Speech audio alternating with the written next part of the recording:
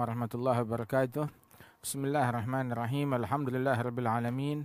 Wa bihi nasta'in ala umuri dunya waddin. Wassalatu wassalamu ala sayyidil mursalin sayyidina Muhammadin shadiqil wa'dil amin wa ala alihi wa sahbihi ajma'in, amma ba'd.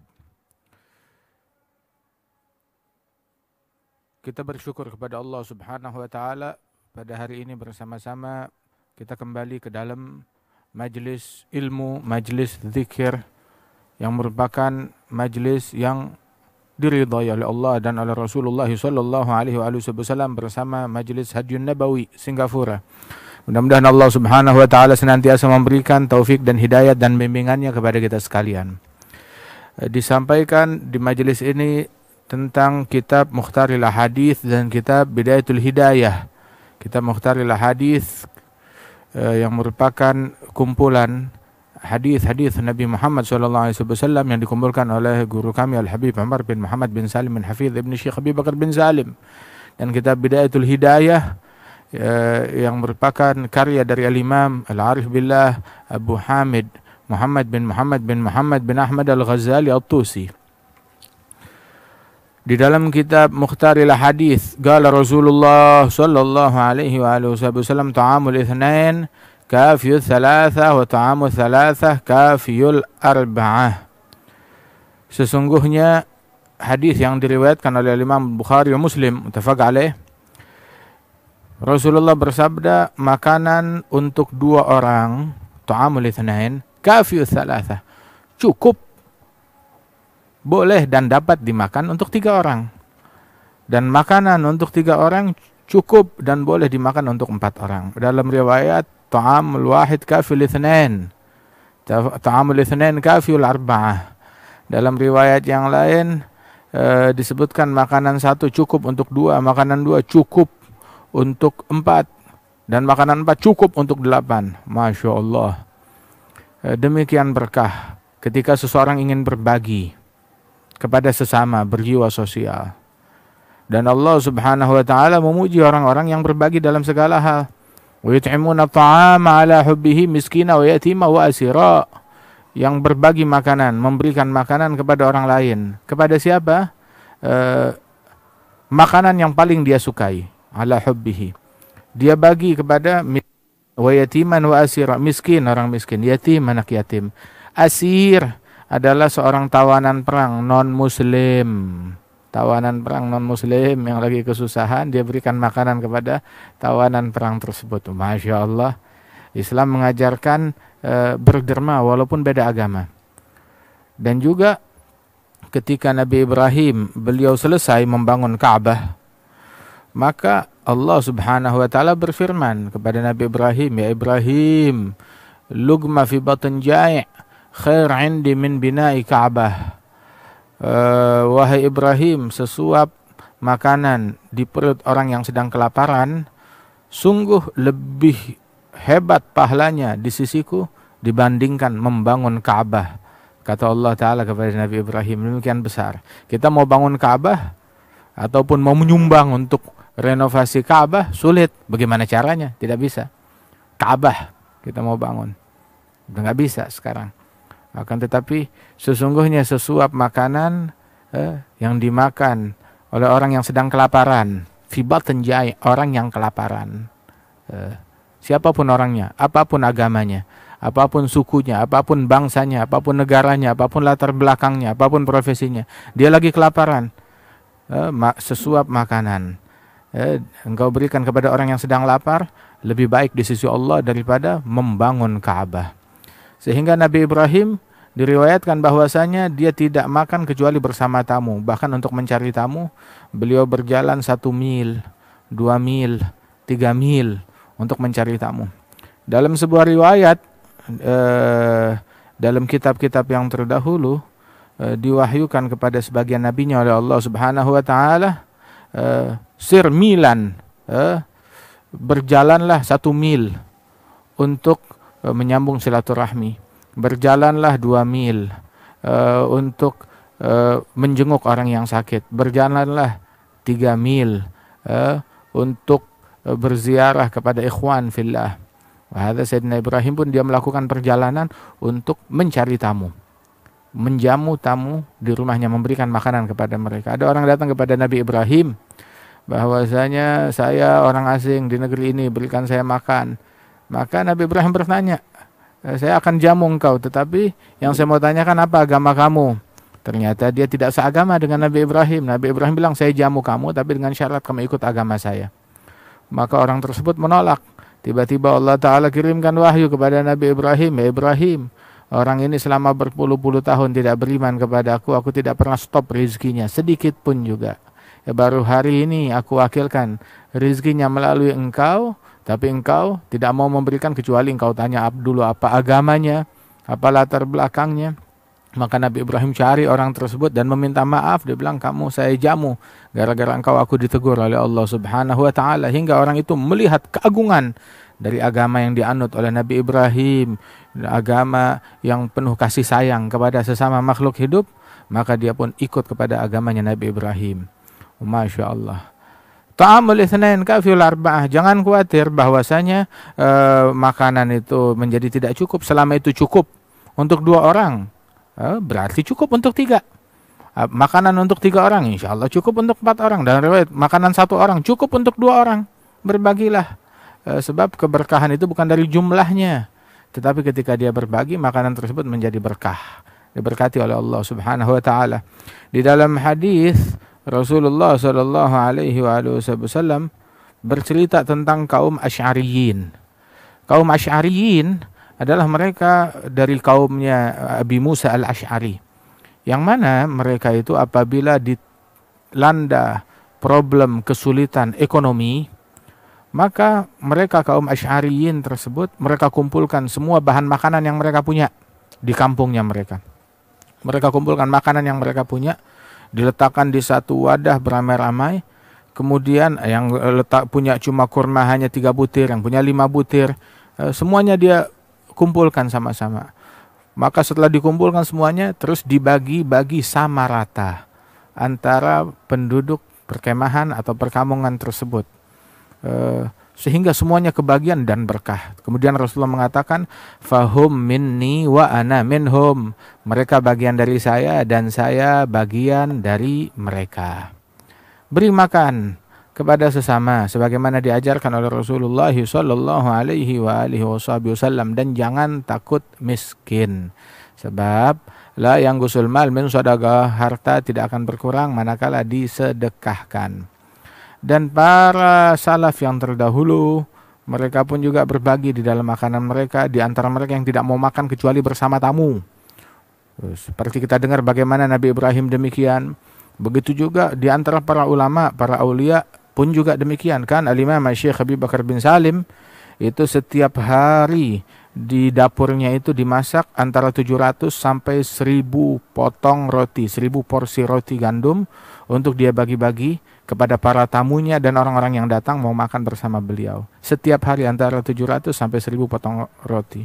Bahkan Al-Habib Abdullah bin Syekh dan Al-Aidrus dan juga beberapa ulama lainnya di Tarim, itu dia bilang bahwasanya kalau ada tamu di kota Tarim, maka tamu tersebut saya yang tanggung nafkahnya, makannya dia. Bilang tamu kita banyak, maka dijawab oleh beliau, kalau tamunya antara 1 sampai 1000 orang, masih di bawah 1000, saya tanggung, saya nggak kesulitan. Kalau sudah lebih dari 1000, boleh kita mau saling tolong menolong, bahu membahu, patungan, tidak jadi masalah. Tetapi kalau kurang dari 1000 orang, semuanya saya handle, semuanya saya tanggung. Sebab mereka tahu, mereka berinfak, mereka yakin akan digantikan oleh Allah Subhanahu wa Ta'ala. Begitu juga di antara para ulama-ulama lainnya, ya, yang mana mereka itu menjamu orang lain, memberikan makanan kepada orang lain, kepada sesama mereka. Kemudian juga disebutkan di dalam hadis oleh Rasulullah sallallahu alaihi wasallam, talabul halal. Ini hadis berikutnya yang diriwayatkan oleh Imam Dailami. Hadis hasan. Qala Rasulullah sallallahu alaihi wasallam, talabul halal wajibun ala kulli muslim. Mencari rizki yang halal hukumnya adalah wajib atas setiap muslim. Mencari rizki yang halal hukumnya wajib. Sebagaimana sholat wajib, puasa Ramadan wajib, haji wajib bagi yang mampu, zakat wajib juga bagi yang memiliki harta yang sudah wajib zakat. Begitu juga mencari rizki yang halal adalah kewajiban atas setiap muslim. Dan seseorang yang ketika dia bersusah payah pulang ke rumahnya dalam keadaan penat, letih setelah mencari rizki yang halal, maka Allah Subhanahu wa taala ampunkan dosa orang tersebut sebagaimana disabdakan oleh Rasulullah sallallahu alaihi wasallam. Dan rizki yang halal, makanan yang halal itu merupakan asas, pondasi dari segala ibadat. Sampai disebutkan, ini berkenaan tentang kitab yang akan kita baca berikutnya, kitab Bidayatul Hidayah lil Imam Abu Hamid Al-Ghazali. Berkenaan Imam Abu Hamid Al-Ghazali berbicara di sini tentang al-batan, menjaga perut dari makanan yang haram, dari makanan yang syubhat. Ini berkaitan dengan hadis ini. Sambil kita baca kitab Imam Abu Hamid Al-Ghazali, qala radhiyallahu anhu wa amal batan fahfadhu min tanawulil haram wa syubha wa haris ala talabil halal fa idza wajadta fahris ala an taqtasir ala maduna shiba' fa inna shiba' yughassil qalb yufsidu dhihn yubtilu al-hifdh yuthqilu al-a'dha' anil ibadah wal ilm wa yuqawi syahwat wa yansur junud syaitan wa shiba' min al-halal mabda' kulli syar fa kaifa min al-haram wa talabul halal faridatun ala kulli muslim. Naam, hadha min al-hadith Nabi Muhammad, talabul halal wajibun ala kulli muslim, hadis yang riwayatkan Al-Dailami. Wal ibadah wal ilm ma aklil halal ma aklil haram kal bina' ala sirjin wa huwa az-zabal. Fa idza gani'ta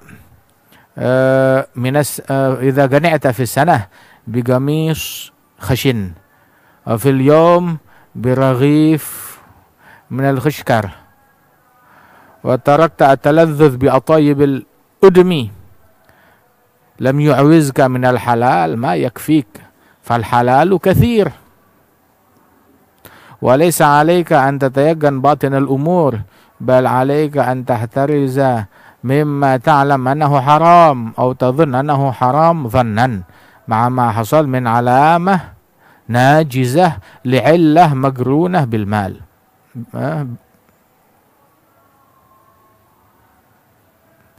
Fa ammal ma'lum fa zahir, amal madhnun bi'alamah wa huwa malu sultan wa ummalih wa mal man la kasbaluh illa min niyahah aw bai'il khamr aw riba aw al mazamir hatta alimta anna akthar malihi haram qat'an fama ta'khudhuhu min yadihi wa in amkana an yakuna halalan nadiran fahuwa haram li'annahu al-ghalib 'ala adh-dhann.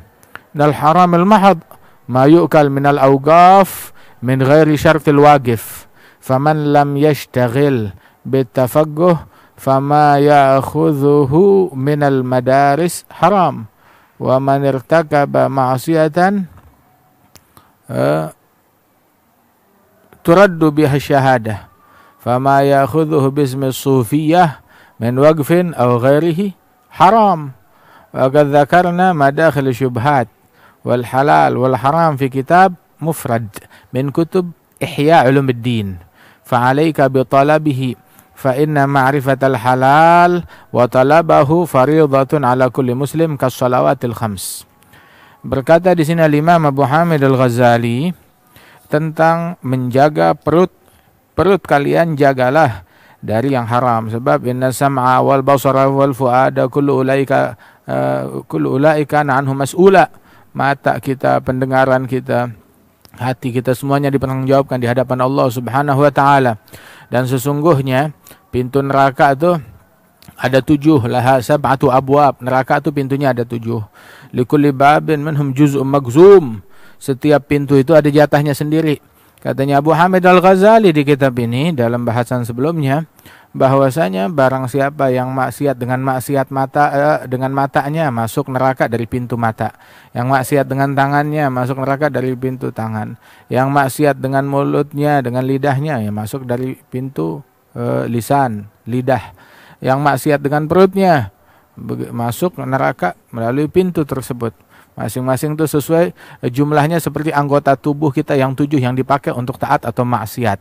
Apa anggota 7? Al-jawarih as-sab' itu mata, telinga, tangan, kaki, mulut, dan kemaluan, dan juga perut. Dan juga perut kita. Nah, itu perut kita jaga dari makanan hal-hal yang haram, bahkan dari hal yang syubhat. Itu penting. Sebab man akalal haram asad jawarihu sya'am aba. Barang siapa yang makan makanan yang haram, anggota tubuhnya bakalan maksiat. Mau tidak mau, disadari ataupun tidak disadari. Wa man akalal halal ata'at jawarihu sya'am aba. Barang siapa yang makan makanan yang halal, anggota tubuhnya bakalan taat. Mau nggak mau, disadari ataupun tidak disadari. Pasti anggota tubuhnya bakalan taat kepada Allah Subhanahu wa ta'ala. Sampai dikatakan, kul ma syi'ta famithlahu ta'mal. Makan sesuka engkau. Sesuai dengan yang engkau makan, begitu pula amalan yang engkau lakukan. Yang makan baik, dia bahkan dimudahkan untuk beramal, berbuat yang baik. Tetapi yang makan makanan yang tidak baik, maka kelakuan dia juga bakalan tidak baik juga. Amalan dia akan menjadi tidak baik juga. Waliyadzubillah min dzalik. Walidzalik, kalau kita mau doa kita dikabulkan oleh Allah Subhanahu wa taala, makan makanan yang halal. Jaga perut kita dari hal yang diharamkan oleh Allah Subhanahu wa taala. Sebab orang kalau udah makan makanan yang syubhat, apalagi yang diharamkan oleh Allah taala, bagaimana doanya mau dikabulkan oleh Allah taala? Walaupun dia berada dalam situasi dan kondisi yang seharusnya dalam kondisi tersebut umumnya doa nggak bakalan ditolak. Ash'ath, aghbar, madfu' bil abwab, dia dalam keadaan sulit, miskin, susah, ditolak oleh semua orang, dalam keadaan ingkisar. Kalau dia doa biasanya itu bakalan dikabulkan, tetapi dia dalam kondisi tersebut hanya bertumpu kepada Allah Ta'ala, memanggil ya Rab, ya Rab, ya Rab. Tapi kata Rasulullah, mat'amuhu haram, malbasuhu haram, ghudhiya bil haram, makanannya haram, pakaiannya haram, dikenyangkan sehari-hari dengan yang haram. Fa'anla yustajabulah, bagaimana mau dikabulkan oleh Allah Subhanahu wa ta'ala? Syarat dikabulkannya doa adalah aklul halal, makan makanan yang halal. Sampai dikatakan bahwasanya atib mat'amak, atib tu'matak, atib mat'amak, tustajab da'watuk. Perbagus makanan yang kau makan, niscaya doamu akan dikabulkan oleh Allah Subhanahu wa ta'ala. Tapi bagusin makannya kita, doa kita bakalan dikabulkan oleh Allah Jalla Jalaluhu wa ta'ala azamatuh.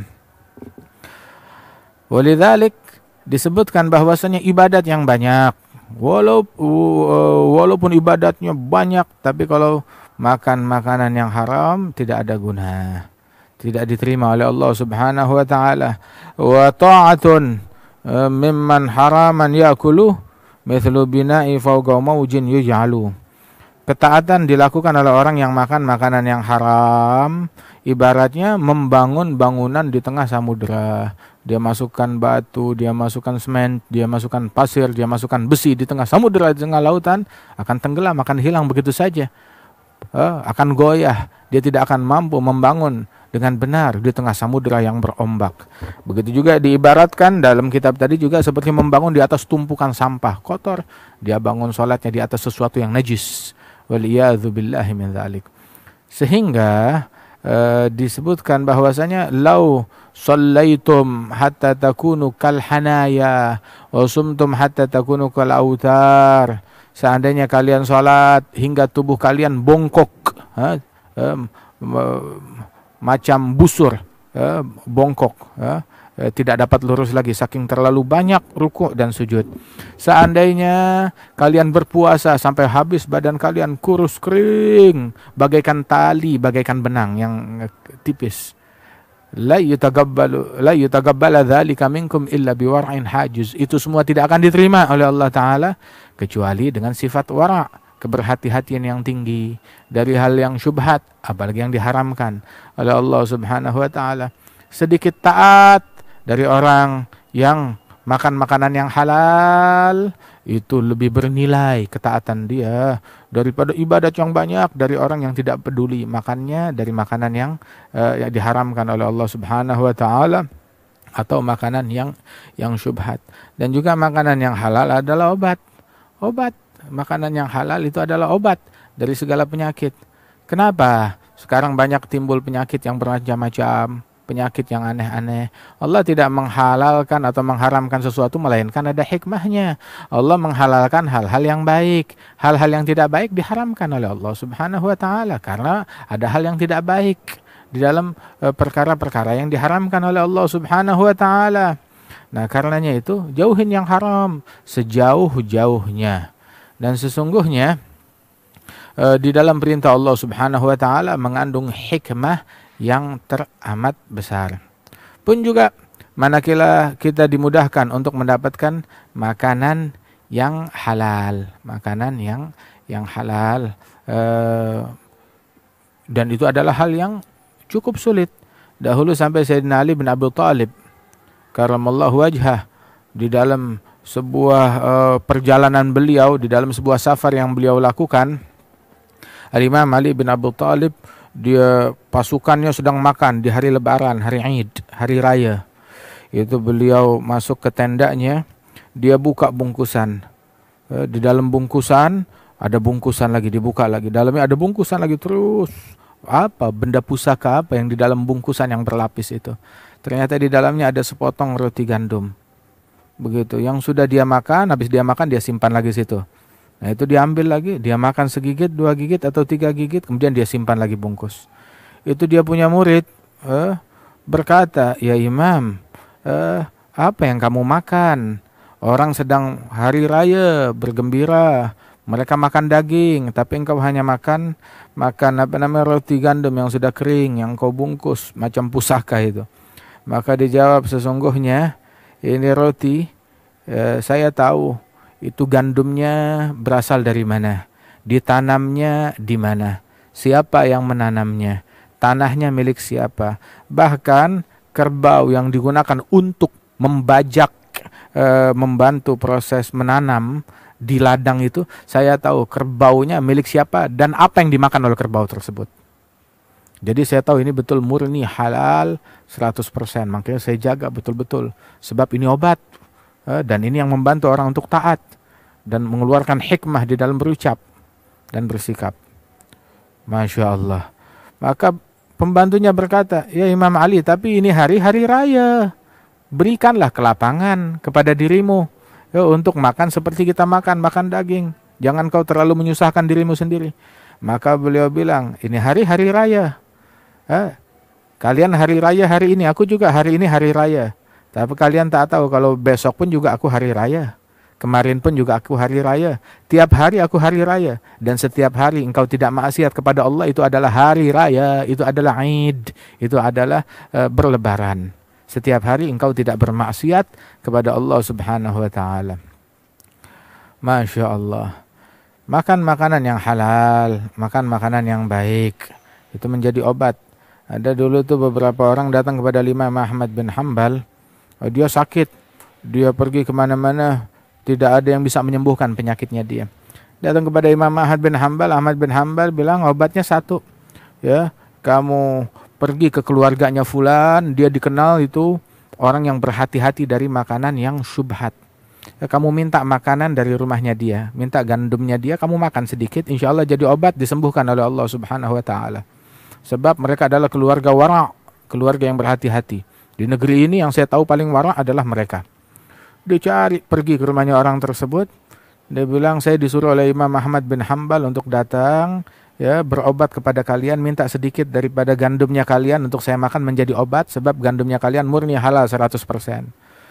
Maka Allah mudah-mudahan memberikan kesehatan dan afiat dan keberkahan kepada Imam Ahmad bin Hanbal," kata keluarga itu. Itu Imam Ahmad bin Hanbal kenal kita dulu sebelum kebun kita terkena musibah. Terkena musibah apa? Ya, kebun kita kena musibah sapi atau kerbau yang kita gunakan untuk membajak kebun kami di sini. Memang dulu halal betul. Tapi satu kali kerbau tersebut menjadi liar, menjadi gila hingga dia meloncat ke kebunnya tetangga, menginjak ladang milik tetangga, kemudian dia balik lagi ke kebun kami, membawa tanah yang ada dari ladang tetangga masuk ke dalam tanahnya kami, sehingga mencemari daripada ladang dan kebunnya kami, tercemar dengan tanah milik tetangga tersebut. Walaupun kami sudah maaf, tetapi reputasi halal 100% bukan lagi milik kami. Begitu. Maka orang tersebut dengar begitu, lah khalas, insya Allah tetap halal, tetap halal. Begitu. Kalian sudah minta ridho kepada ternak kalian, sudah, tetapi kami sudah tidak menjamin apa yang kami punya ini halal 100%. Lah, insya Allah halal. Makan sedikit dari makanan orang tersebut dan subhanallah disembuhkan oleh Allah Subhanahu wa taala. Dawa. Makanan mereka itu adalah obat. Makanan yang halal itu adalah obat. Nah, sekarang kita tahu kenapa banyak penyakit yang beragam, yang bermacam-macam, itu karena makanan yang tidak baik. Al-ma'idah baitud da, perut itu adalah markas dan rumah dari segala penyakit. Mamal abnu Adam uya'an syarran min batnih. Anak Adam tidaklah memenuhi sebuah wadah, sebuah tempat yang lebih buruk daripada perutnya sendiri.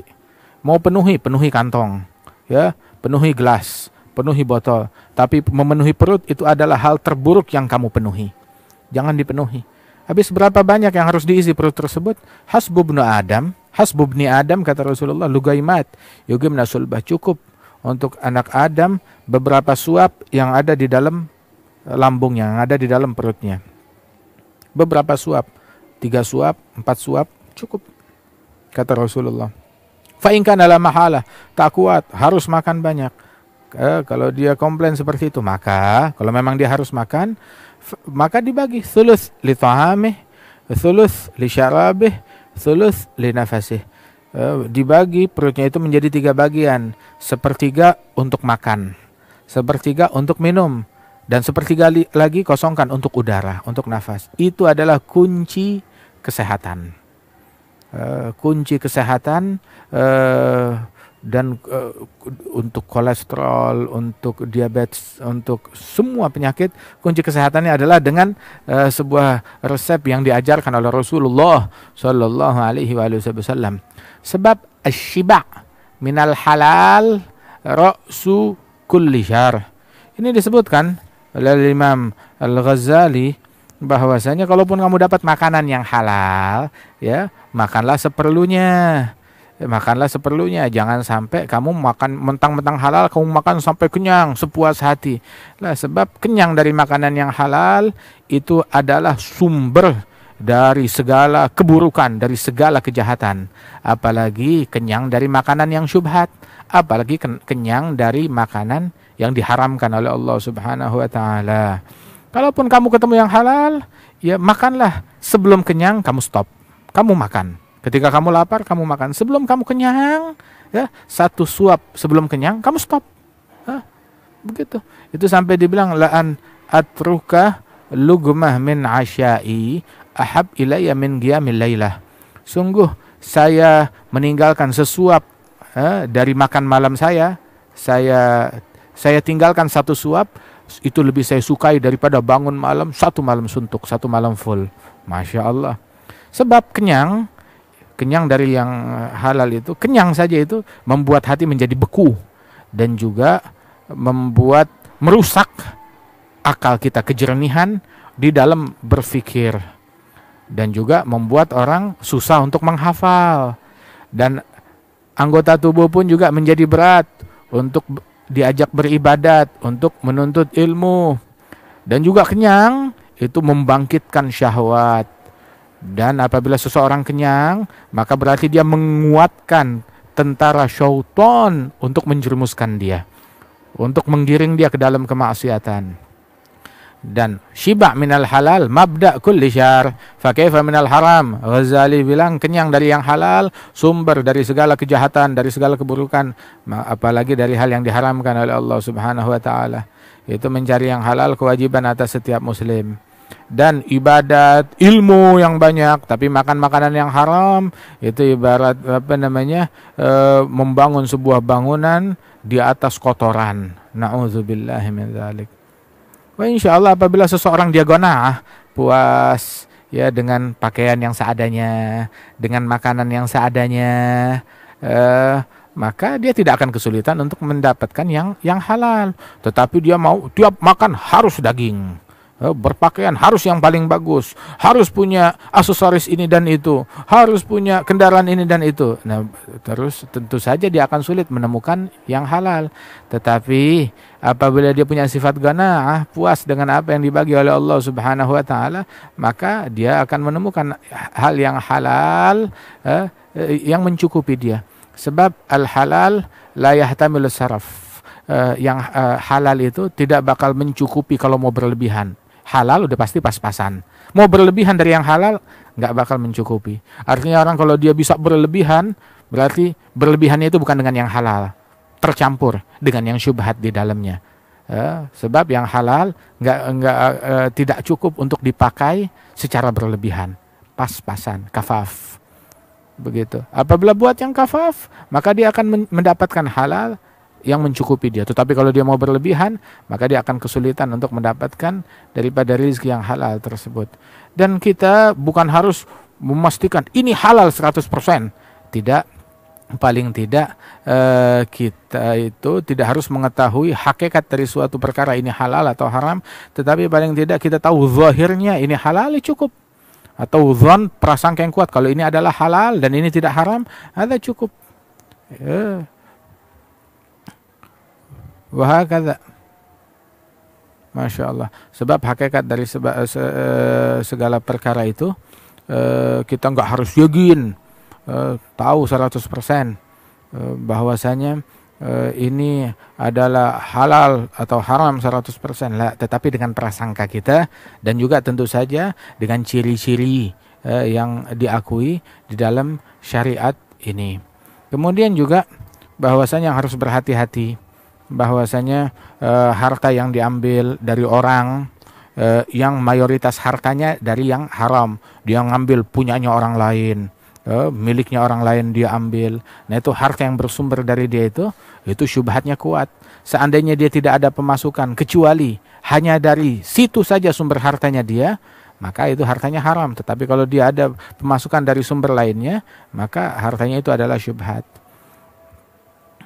Begitu juga harta yang ada ribanya di dalamnya, ataupun harta yang didapat dari menjual minuman keras, ataupun juga dari praktek-praktek haram lainnya. Seandainya dia tidak memiliki harta kecuali dari yang demikian saja, pemasukan dia, income dia hanya dari yang haram saja, maka apa yang didapat dari dia itu semuanya haram. Kita transaksi bisnis jual beli sama dia, semuanya haram.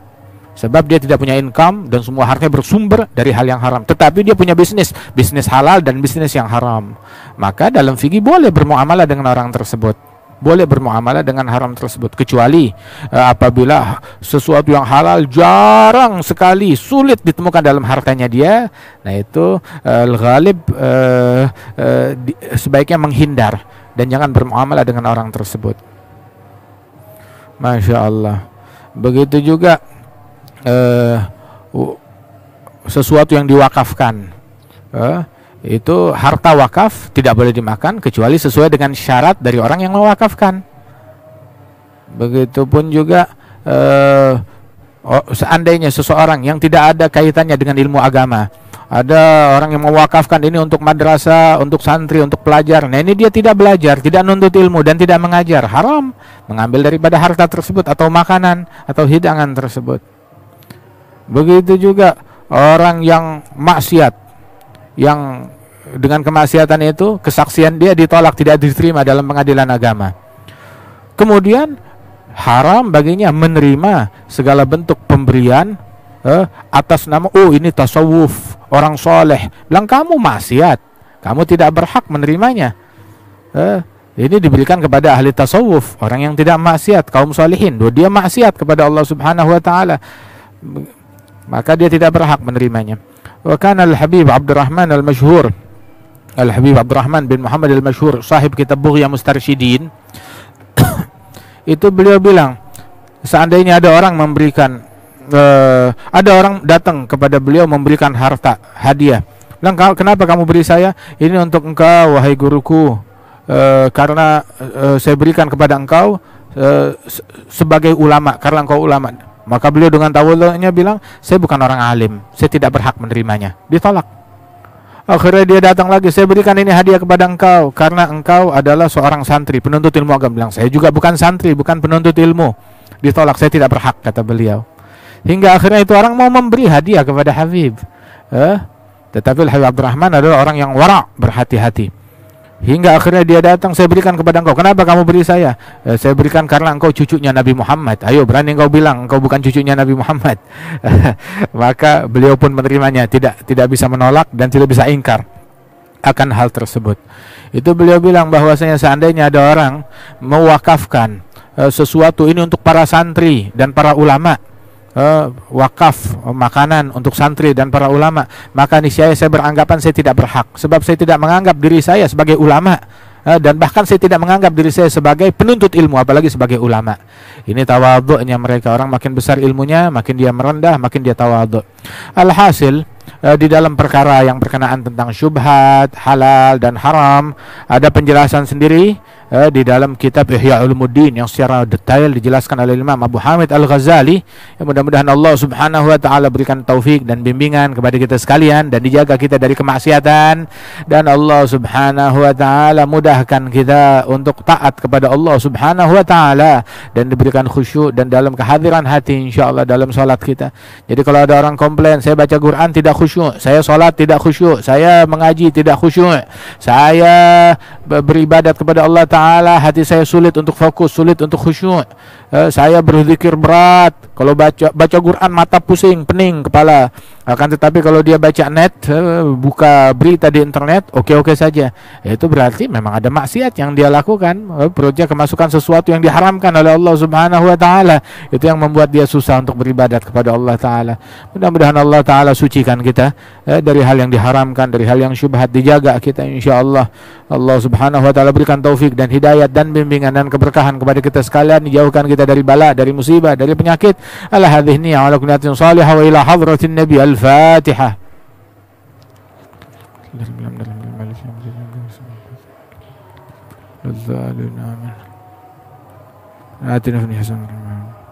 Alhamdulillahi rabbil alamin.